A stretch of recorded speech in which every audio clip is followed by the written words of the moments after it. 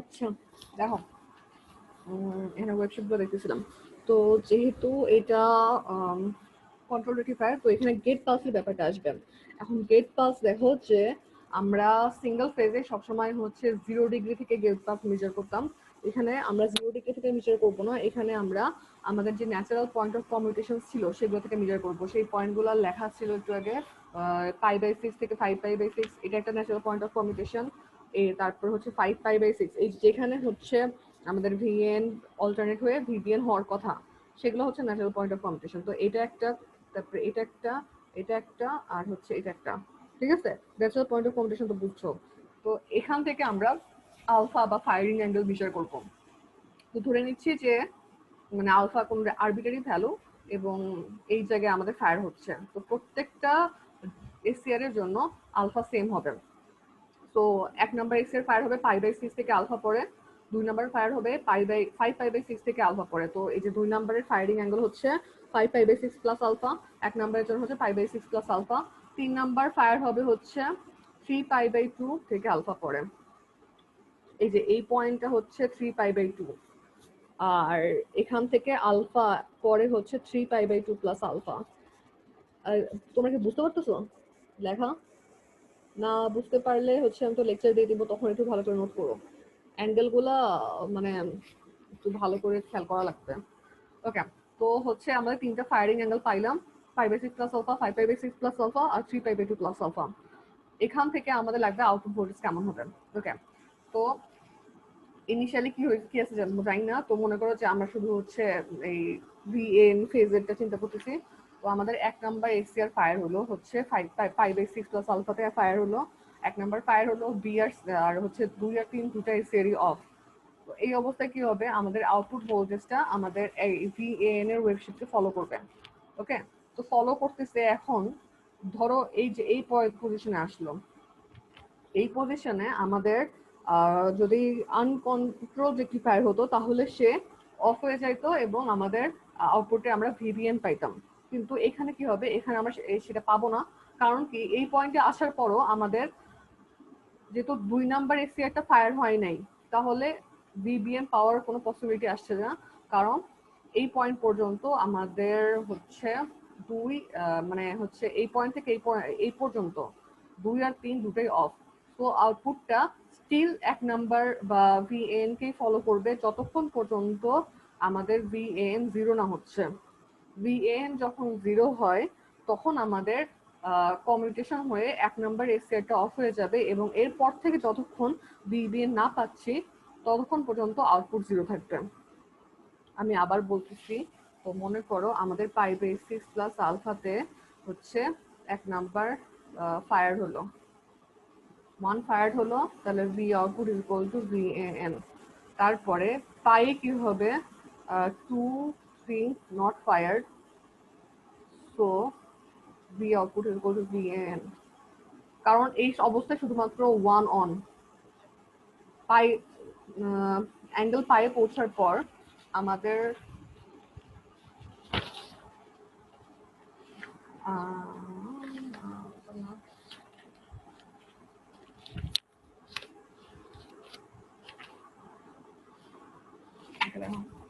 এই যে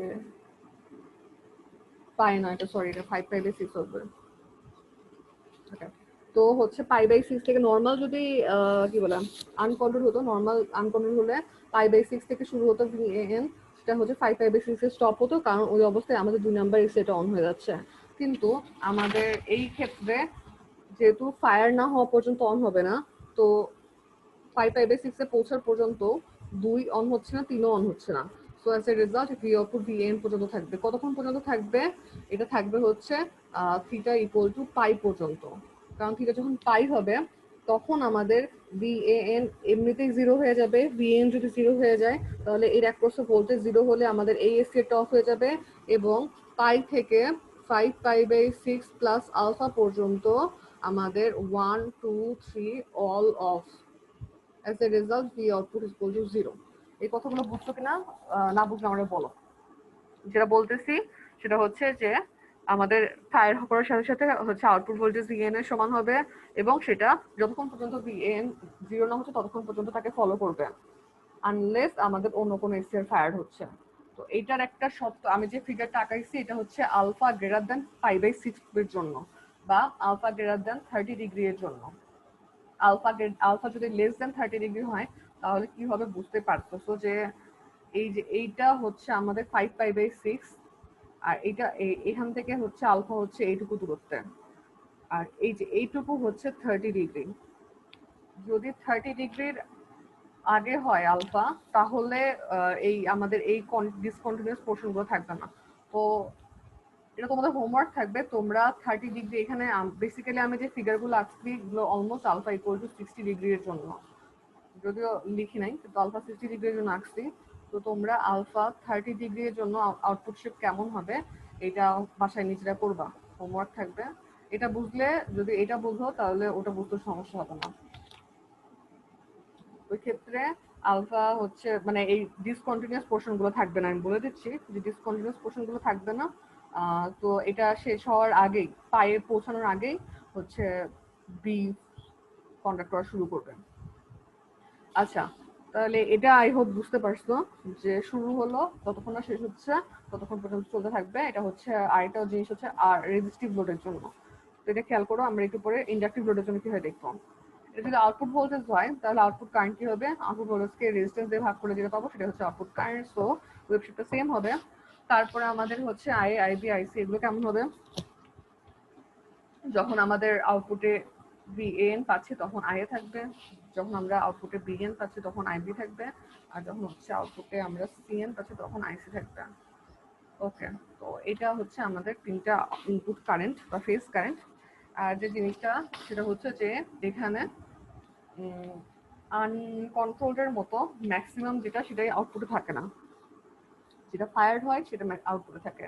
তো that doesn't have to be maximum, কিন্তু ওই এসিআর কে ফায়ার হতে হবে এবং একটা সময়ে শুধুমাত্র একটা এসিআর অন থাকে। তো এই জিনিসগুলো খেয়াল করবা। আর যেটা বললাম আলফা 30 ডিগ্রির জন্য এটা আমি তোমাদের অ্যাসাইনমেন্টে এমনিতেও দিব।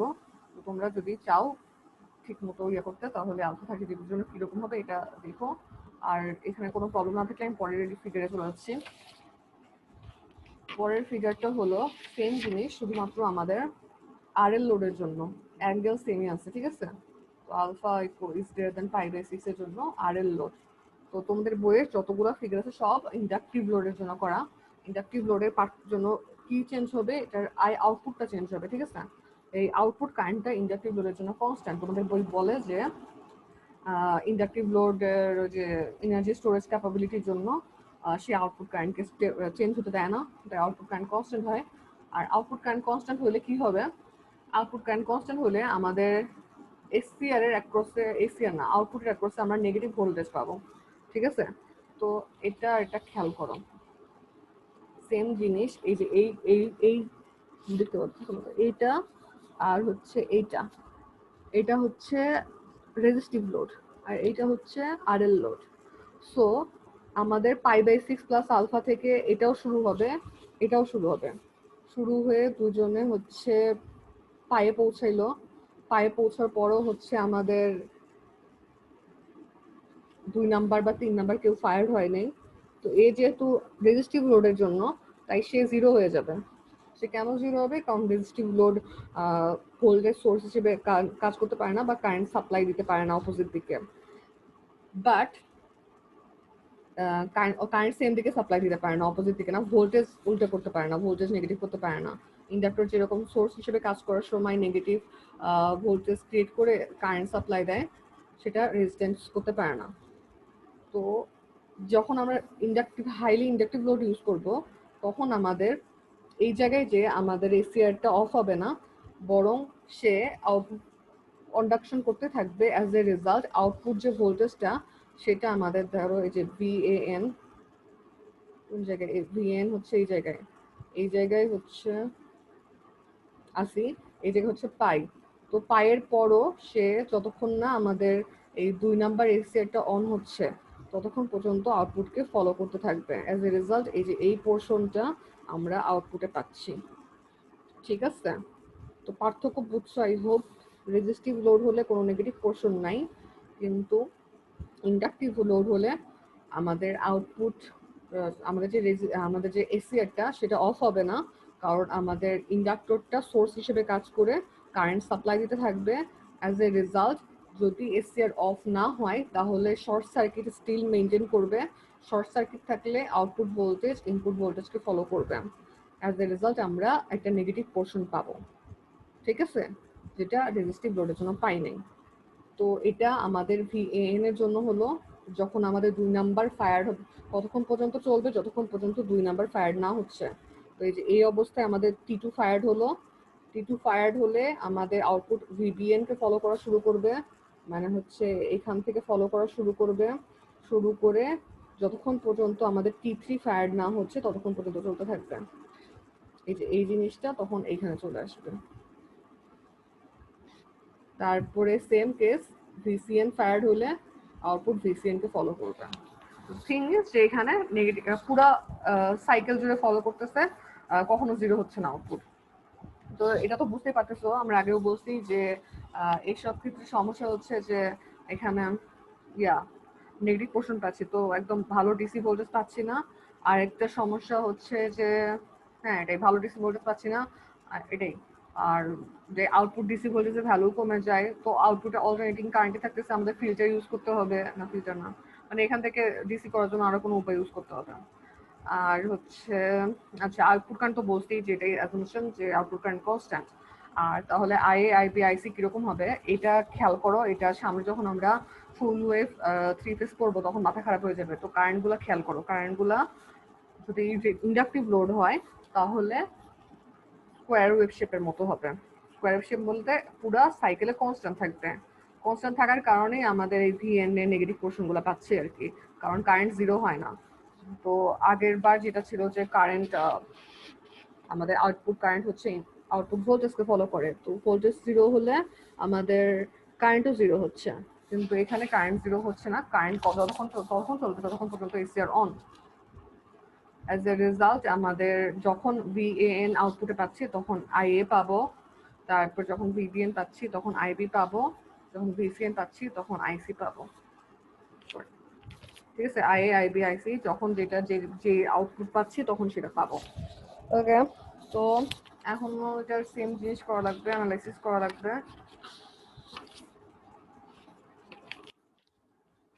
তো এইখানে আমাদের আউটপুট ভোল্টেজ কত হবে, average voltage V output average is equal two আগের মতো। আচ্ছা এখানে তো আমি দুটার জন্য করছি, তো আমি তোমাদের এখন তার জন্য দেখাবো। তোমাদের হচ্ছে পরীক্ষায় যে যদি আর লোড বলে তাহলে একরকম হবে, আর আর আর লোড বলে একরকম হবে। তো ধরো প্রথমে আছে হচ্ছে আর লোডের জন্য করতেছি, আর লোডের জন্য হবে হচ্ছে 1/, এবং দেখো পিরিয়ড কিন্তু এখন পর্যন্ত 2π/3 আছে, কারণ এটা ফায়ার্ড আর এটা ফায়ার্ডের মধ্যে যে অ্যাঙ্গেল সেটা হচ্ছে 120 ডিগ্রি। কারণ কি এটা হচ্ছে π/6 প্লাস আলফা, আর এই পয়েন্টটা হচ্ছে 5π/6 প্লাস আলফা, মানে কি 30 ডিগ্রি প্লাস আলফা আর 150 ডিগ্রি প্লাস আলফা। তো যদি বিয়োগ করো তাহলে আলফা আলফা কেটে যাবে, 150 থেকে 120 বিয়োগ করলে 120 ডিগ্রি। তো দ্যাটস ওয়াই আমাদের পিরিয়ড এখন 1/2π/3 হবে। এবং যেটা বলছি সবসময় ভিএন এর জন্য হচ্ছে বের করবা। তো প্রথমে যেহেতু রেজিস্টিভের জন্য করতেছি, তো 1/2π/3 তারপর হচ্ছে π/6 প্লাস আলফা থেকে এটা যাবে হচ্ছে পাই পর্যন্ত, কারণ পাইয়ের পরে value 0, VM sine theta d theta, এটাকে করলে আসবে হচ্ছে 3√3 VM by twice pi cosine of alpha. আচ্ছা, তারপর ভি আউটপুট আরএমএস এর আরএমএস আসবে হচ্ছে √1/2π/3 π/6 প্লাস আলফা থেকে pi VM square sine square theta d theta সমান হবে হচ্ছে √3 VM line to neutral square. আচ্ছা VM লাইন টু, এখানে VM is equal to VM line to neutral times 1/6 plus √3/8 pi cosine of alpha cosine 2 alpha। এটা তোমরা করে নিবা, ঠিক আছে? ভুল লিখে থাকলে আমাকে জানাও, যদি আমি ভুল লিখে থাকি আমি ঠিক করে দেবো, মানে বাসায় করবা। আচ্ছা এটা গেল হচ্ছে আর লোডের জন্য, and alpha is greater than π/6। Alpha less than pi by 6 এর জন্য কি হবে সেটা আমি তোদেরকে হোমওয়ার্ক দিছি। আর আছে হচ্ছে এল লোডের জন্য বা আর এল লোডের জন্য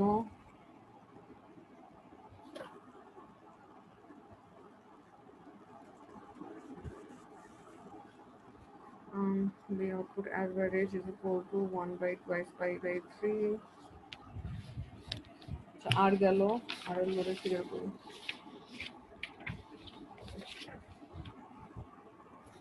আর এর জন্য দেখো VAN আমাদের pi by 6 plus alpha firing এক নাম্বার ফায়ার হয়েছে এখানে, তারপরে 2 নাম্বার ফায়ার হয়েছে এই পয়েন্টে, এখানে যে T2 ফায়ার হলো এই পর্যন্ত থাকবে, তার মানে পাই বাই 6 প্লাস আলফা থেকে 5 পাই বাই 6 প্লাস আলফা পর্যন্ত থাকবে। সো এটা লোয়ার লিমিট হবে হচ্ছে পাই বাই 6 প্লাস আলফা আর আপার লিমিট হবে 5 পাই বাই 6 প্লাস আলফা। এখানে হচ্ছে VN sin theta d theta. তো এটার ভ্যালু আসবে হচ্ছে 3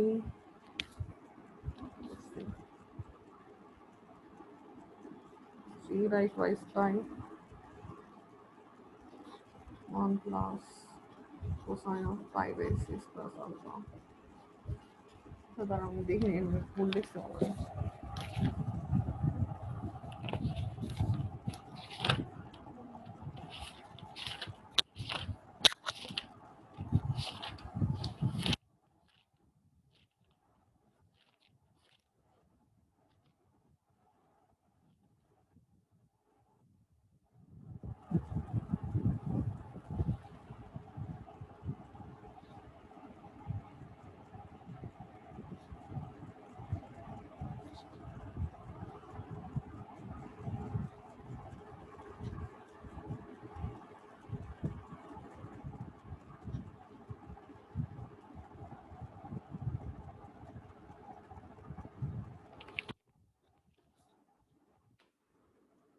এখানে হচ্ছে 3√3 vm by twice pi হবে এটার মতোই, কিন্তু এখানে 1 প্লাস টার্ম যোগ আছে। আর ভি আউটপুট আরএমএস আমি লিখলাম না, তোমরা লিমিট বসাই দেবা ঠিক মতো, 5 বাই 6 প্লাস আলফা থেকে 5 পাই বাই 6 প্লাস আলফা পর্যন্ত বসাবা।